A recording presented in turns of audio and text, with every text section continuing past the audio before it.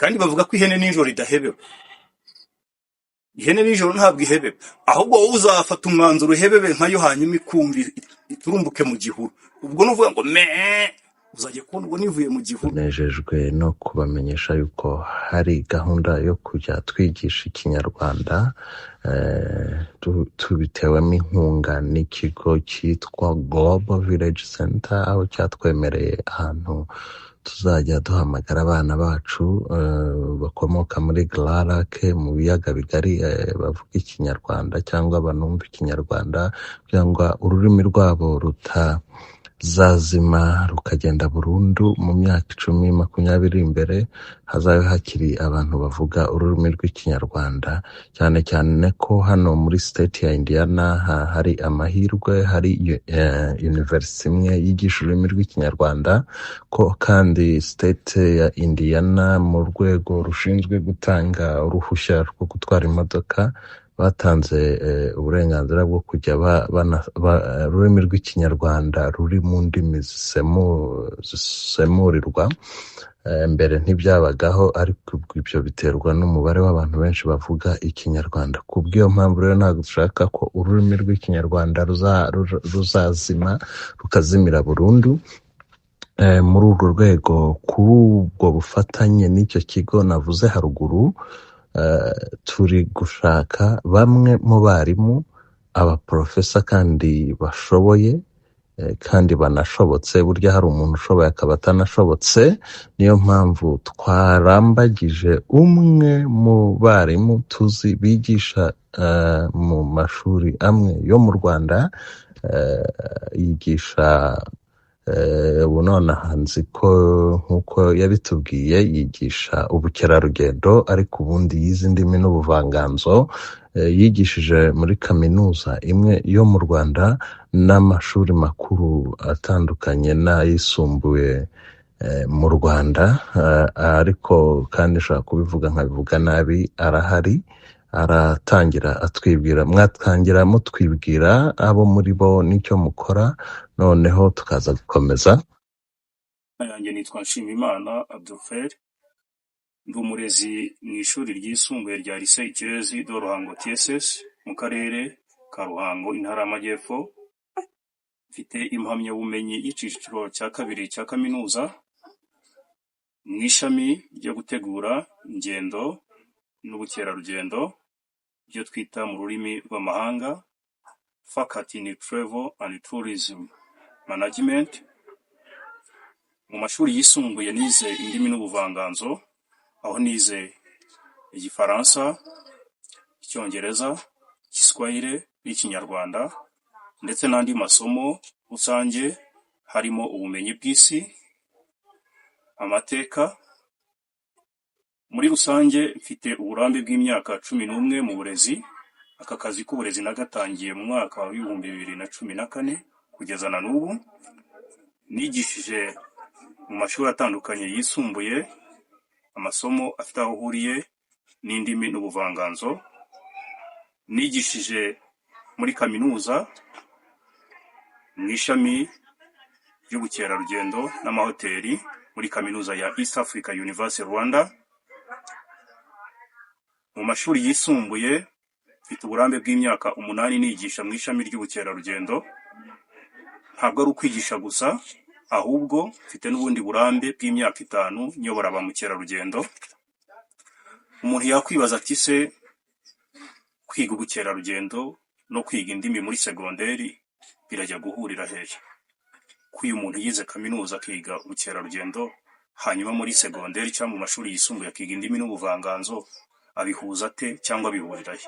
Aho bihurira naha, ururimi ni umusingi wa byose.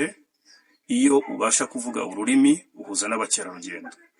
Niyo mpamvu nafashe umwanzuro ndavuga ngo kuva muri segonderi narize indimi n'ubuvanganzo, nziga muri kaminuza ubukerarugendo bimfashe kuba nabasha guhuza n'abakerarugendo, dore ko iyo mu bukerarugendo uvuga indimi zirenze rumwe ubasha guhuza n'abakerarugendo, ukirinda icyo twakwita guhuzagurika cyangwa kudahuza nabo bakiriye. Mbese muri rusange ibyo twita mu ndimi z'amahanga language barriers ntabwo uhura nazo mu gihe ubasha kuvuga indimi zirenze rumwe uhuza n'abo wakira. Uyu munsi mfite ubushobozi bwo kuvuga indimi zirenga 3, ubwo nenye mvuga Ikinyarwanda, mvuga Icyongereza, mvuga Igifaransa, nkavuga n'Igiswahili, kandi izo ndimi zose zivuga neza. Ikinyarwanda nk'ururimi rwanjye kavukire, ururimi ruranga umuco nyarwanda, ndarukunda, nkagerageza no gukangurira urubyiruko, abanyarwanda muri rusange, yaba baba mu gihugu imbere ndetse n'ababa mu ntara ya 6 cyangwa se iyo gitegwa inkingi, mu byo twita mu ndimi z'amahanga diaspora. Abo bose mbakangurira kuba bavuga ururimi rw'Ikinyarwanda, dore ko kuruvuga ntabwo biteye ipfunwe.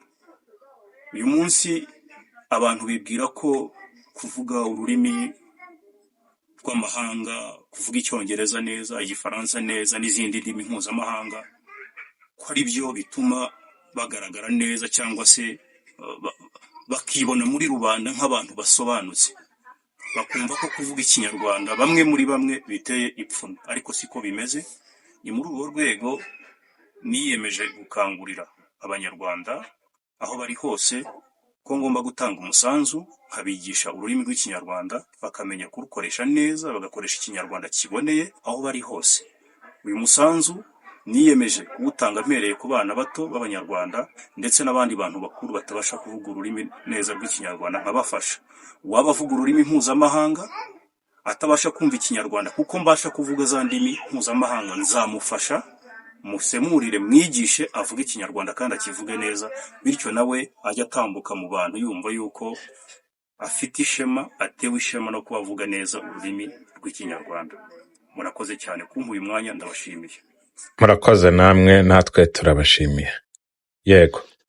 Yego, murakoze cyane, turabashimiye.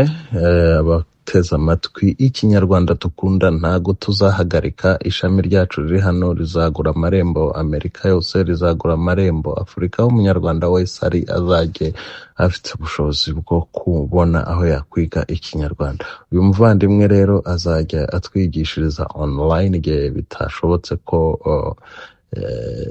yaza muzi ko bigoye kandi bitoroshye. Wenda mu minsi iri imbere uko tuzagenda twicuma dutera imbere, hari n'igihe nabyo byakunda tukaba twanajya duhayaringa abantu baturutse mu mpande zitandukanye. Utubwiye ko ufite ubuzobere mu kwigisha, ubirambyemo, none uzajya udufasha cyane cyane muri weekend. Umunsi umwe urabona ko abantu batuye inaha baba bakora, abana biga, noneho abo bana biga ntago baza mu minsi yo kwiga, kandi n'ababyeyi babazana baba bagiye ku kazi, cyane cyane muri weekend kuwa 5. Mwebwe muzajya muboneka?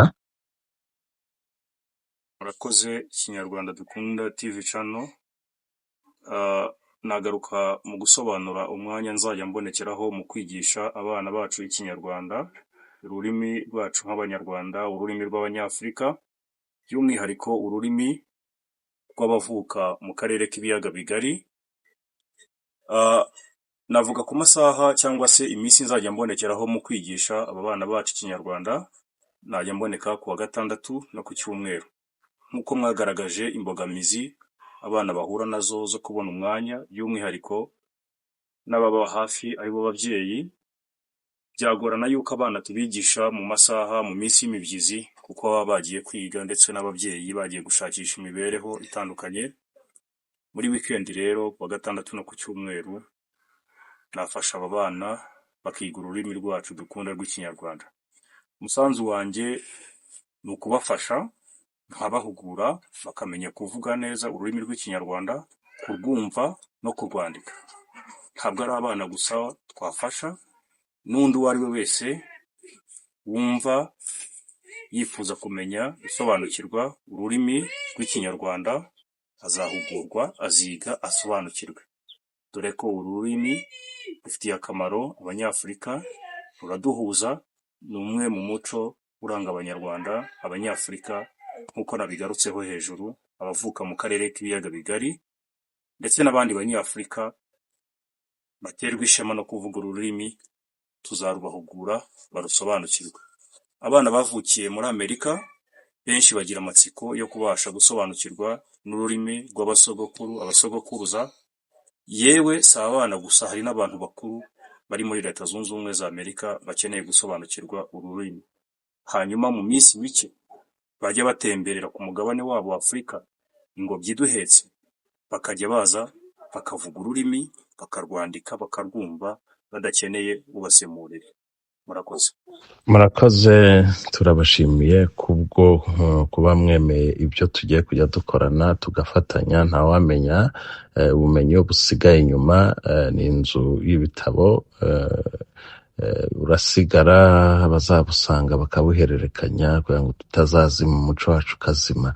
Nzi neza ko wije umuco n'ubuvanganzo bizajya bidufasha no kutwigishiriza abana umuco n'ibyo byose, ko twe nubwo turaha usanga umwanya wacu ugenda. Ariko kandi wize indimi, Igifaransa, Icyongereza n'Igiswahili, zose uzivuga neza ndabizi. Hari n'igihe twigeze gutebya urambwira ngo uvuga indimi nyinshi kugeza n'ubwo uvuga ururimi rw'ihene. Bavandimwe, inshuti mukurikiye ikiganiro cyacu, uyu muntu namubajije nti ese uvuga izihe ndimi? Ati ndazivuga nyinshi n'urw'ihene. Aba arahebebye, ihene nayo numva hirya irahebebye, ahita ambwira ngo buriya iravuze ngo uranshakira iki? Ariko ubwo araza kubitwibwira nimba ari bubidukundire, kuko mu byo yize harimo n'ubukerarugendo. Ntawamenya, baba bazi uburyo bavugisha inyamaswa. Ariko ngiye kubaza ikibazo, mu ndimi zo zose uvuga, hari amagambo ushaka uza kutubwira muri izo ndimi. Mu Kinyarwanda baravuga ngo iby'isi ni gatebe gatoki, wabivuga ute mu Cyongereza, Igifaransa n'Igiswahili? Bakongera kandi bakavuga ngo urucira mukaso rugatwara nyoko. Mu Kinyarwanda, mu Gifaransa n'Igiswahili wabivuga ngo iki? Bakavuga bati aski. Ese aski wayisobanura iki ute muri izo ndimi zose? Ubwo numara kudusobanurira, test ya mbere uraba uyitsinze, n'abana uzigisha bazafata. Murakoze. Ngira ngo umugani wari wavuze mu rurimi rw'Ikinyarwanda ukeneye ibisobanuro mu ndimi zindi, aho wavuze ngo iby'isi ni gatebe gatoki. Uyu mugani tugerekereje kuwusobanura mu Cyongereza, baravuga bati life on this earth is temporary and unstable. Bigasobanura ngo ubuzima hano kuri iyi si ni nk'agateganyo, ni agateganyo, kandi igihe cyose tuba kuri iyi si tumeze nk'abagenzi. Niyo mpamvu rero bavuga ngo iby'isi ni gatebe gatoki. Iyi si tuyibaho, ariko igihe runaka, igihe kiragera tukayivaho. Ni icyo gisobanura. Hanyuma rero nk'uko nabikubwiye, nakwibutsa ntebya, kera tuganira nk'abanyendimi, nk'abizi indimi n'ubuvanganzo, twajyaga tunatebya tukaganira, ariko ari urwenya, ari ugutebya, atari ugusobanura umugani ku mugani. Nakwibutsa nk'umugani twajyaga tugira, ugasanga baravuze ngo imboga zibona abana. Mu Gifaransa twabivugaga rero dutebye, tukavuga ngo les légumes voient les enfants. Ariko ntago ari igisobanuro uyu mugani muri meaning cyangwa mu bisobanuro, ahubwo ni ugutebya, kuryoshya, gushyoma, gutebya. Aho twavugaga ngo les légumes voient les enfants, imboga zibona abana. Vegetables see kids. Ibyo byose rero mu ndimi bibaho, hari ibyo bivuga utebya cyangwa ukabivuga usobanura umugani ku mugani. Hari n'indi mu Giswahili twavugaga mutaka cha uvunguni sharita iname, ariko usobanura mu Kinyarwanda uvuga ngo ushaka inka aryama nkayo. Ariko ntago bavuga ngo ukitaka ngombe mpaka ulale kama ngombe. Ntago ari cyo bivuga. Ushaka inka aryama nkayo mu Giswahili bavuga ngo mutaka cha uvunguni shariti ainame. Iyo ushaka kugira icyo ufata kiri hasi, bizagusaba uce bugufu gifate, kuko ntago wafata kiri hasi utunamye. Bisobanura ngo icyo ushaka uragiharanira. Ntabwo uzashaka kugera ku iterambere utahagurutse ngo ukore, uvunike, uhatane, ukore cyane. Ngira ngo tuzagenda tubonera hamwe n'imigani isobanura imwe mu mico y'Abanyarwanda, ariko ibyo byose tuzabigeraho ari uko twabanje no kwiga ikibonezamvugo ururimi rw'ikinyarwanda rwacu, amategeko yo kubahiriza kwandika ikinyarwanda, kukivuga, kucyumva n'ibindi. Ngira ngo rero nasoreza aho wambajije ngo wibajije ngo nigeze kukubwira ko no kuvugisha inyamaswa bishoboka. Yego birashoboka. Ndagira ngo nkubwire ngo uramutse ufite imbwa 3 mu rugo, ukagira imbwa yitwa Makasi, ukagira iyitwa Bobby, ukagira iyitwa Simba, kuki iyo uhamagaye Simba ari ibanza kuzunguza umurizo? Cyumvikane n'inyamaswa zirumva. Dushobora gukoresha uburyo bw'amarenga tukaganira, ubwo ni uburyo bwo gukoresha body language kandi inyamaswa ikakumva. Rero ibyo kubikora, kuvuga, kuganira, kuvugisha inyamaswa kandi ikakumva birashoboka cyane. Niyo mpamvu no mu gifaransa bavuga ngo il faut appeler les chiens à son nom propre, ngo mujye muhamagara imbwa mu mazina yazo. Mureke twita ibintu uko byitwa. Ni ukuvuga ngo imbwa iyo ihamagaye ngo Simba, Simba niyo izunguza umurizo. Nubwo haba hari Makasi, Makasi izahaguruka bwa kabiri, ariko Simba ariyo yahagurutse kuko yumvishe izina ryayo. Byumvikane rero. Ikindi buriya kwihene, uvuga uti kuvugisha ihene, yego hari umugani uvuga ngo wanga gushaka ihene hakibona, bwakwira ugahebeba nkayo. Hanyuma se udahebebye ihene mu gihuru wayibuze wayibona? Ubwo ugira ngo uyibone. Kandi bavuga ko ihene nijoro idahebeba. Ihene nijoro ntabwo ihebeba, ahubwo wowe uzafata umwanzuro uhebebe nkayo, hanyuma ikumva iturumbuke mu gihuru. Ubwo nuvuga ngo uzajye kubona ubwo nivuye mu gihuru uyibone. Ubwo se icyo wenda wibazaga ngo kuganira cyangwa kuvugana n'inyamaswa, ngira ngo agaseke turagapfunduye, urasobanukiwe, urabyumvise. N'abandi bose bibazaga uburyo umuntu yavugisha inyamaswa kandi ikamwumva.